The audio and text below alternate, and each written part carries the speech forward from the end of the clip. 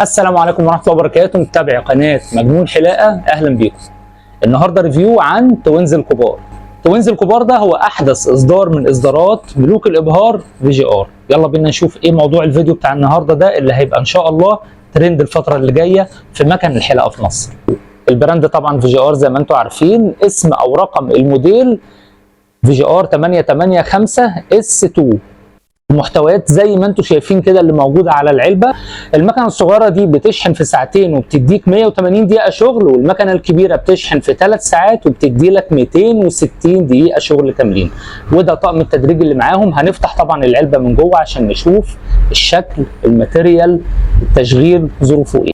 ده كده شكل الشنطه من الداخل، فيها المكنتين مع بعض، فرشه الزيرو، طقم التدريج الكامل للمكنه، كل مكنه لوحدها، عدتين شحن، مزيتها، وصلتين الشحن، وكمان معاهم الشاحن بتاعهم. دي اول حاجه معانا المكنه الكبيره اهي، من فوق معدن، الماتيريال من فوق معدن، ومن تحت بقى بدل ما يدي لك العراقه زي ما كنا مع ال001، لا هو عامل لك البودي كله قاوم للعرق. يعني تمسك المكنه في ايدك تحس كده ان ده كده جلد على شمواه، بحيث ان المكنه ما تتزحلقش منك، ما تقعش منك اثناء الشغل. لو ايدك بتعرق ولا حاجه منتهى الامان.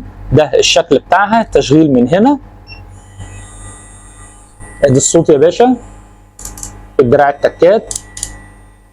والجديد فيها ان هنا التغيير من السرعات بيبقى من الترس ده، مش ترس لافف زي ال001، لا من هنا يتحكم من هنا في السرعات بتاعتك. تدي معاك سرعات من اول 7000 لفه لحد 9000 لفه.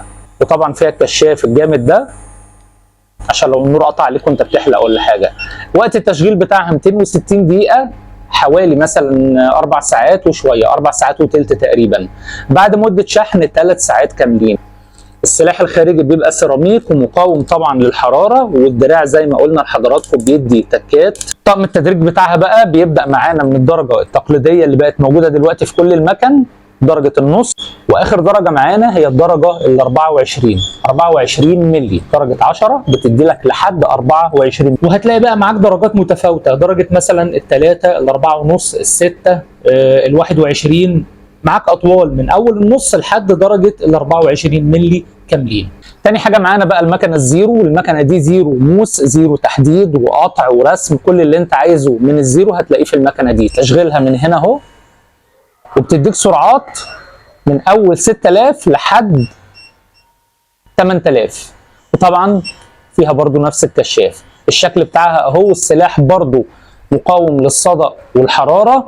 المكنة قوية جدا في الزيرو زي ما قلت لحضرتك، بتقدر تشتغل بيها زيرو موس، تحدد، ترسم للناس اللي غاوية الرسم والحاجات ال3D، هتدي معاك والكفاءة 100 100. الدرجات اللي بتيجي معاها هم 4 درجات. الدرجة الأولى 1.5 مللي، الدرجة الثانية 3 مللي، الثالثة 4.5، وأعلى درجة فيها 6 مللي. برضو درجات حلوة جدا للناس بقى اللي غاوية تدرج دقنها. يعني لو حد بيدرج دقنه زي حالاتي كده، المكنة دي هتظبط معاك الدنيا في التدريج، هتعرف تدرج بيها كويس جدا. ومع الشعر بقى هتستخدم درجات المكنه الكبيره على المكنه الكبيره نفسها. المكنه الزيرو بتشحن في حوالي ساعتين، وبتدي لك وقت تشغيل كامل حوالي 180 دقيقه كاملين. بيجي معاهم داخل الشنطه وصلتين USB شحن لكل واحده فيهم، وطبعا معاهم راس الشاحن عشان ما تقعدش تقول لي بقى هشحن على كام ملي امبير، هشحن على شاحن كام امبير وكام فولت والكلام ده، لا هم وفروا لك راس الشاحن نفسها. وما نسيوش روح المكنه، الزيت، عبوه تكفيك ممكن سنه كده ولا حاجه. انا معايا 001 دخلت في سنه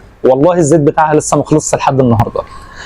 الفرشه بتاعه التنظيف المفروض ان انت بتنظف بيها المكنه، لكن هي ينفع ان انت لو هتحلق زيرو ولا حاجه بتنظف بعد الحلاقه بيها، واعمل بقى اي فرشه تاني تنظف بيها المكنتين. الحاجه المميزه جدا بقى في الباكج بتاع النهارده ده هو قعدتين الشحن دول. ايه يعني؟ كل واحده ليها قعده شحن لوحدها، ما ده موجود في العتاوله. الجديد هنا ان انت تقدر تخلي الاثنين دول يبقوا حاجه واحده. ازاي؟ من هنا كده في ماجنتيك، الماجنتيك ده بتوصل بيه القعدتين مع بعض، وتقدر تشحن المكانتين في وقت واحد بنفس القعدتين دول من غير ما تفصلهم عن بعض. بتوصل شاحن واحد بس، بتوصل الشاحن هنا للقعده الكبيره من الخلف، فبيدي معاك الشحن للمكانتين في وقت واحد. علشان كده نازل معاهم رأس شاحن واحده فقط. ده كده كان ريفيو كامل عن الباكج بتاع النهارده اللي انا سميته توينز الكبار. يا رب يكون الفيديو عجبكم. موجود عندنا طبعا هنا في سنتر مجنون حلاقه، سواء كان في فرع بجام او في فرع عرابي، اللي ان شاء الله هعمل لكم ريفيو الجاي هيكون منه باذن الله. تحياتي ليكم واشوفكم على خير، واستنونا في فيديوهات جامده جدا على منتجات وموديلات تانيه جديد من ملوك الابهار VGR. سلام.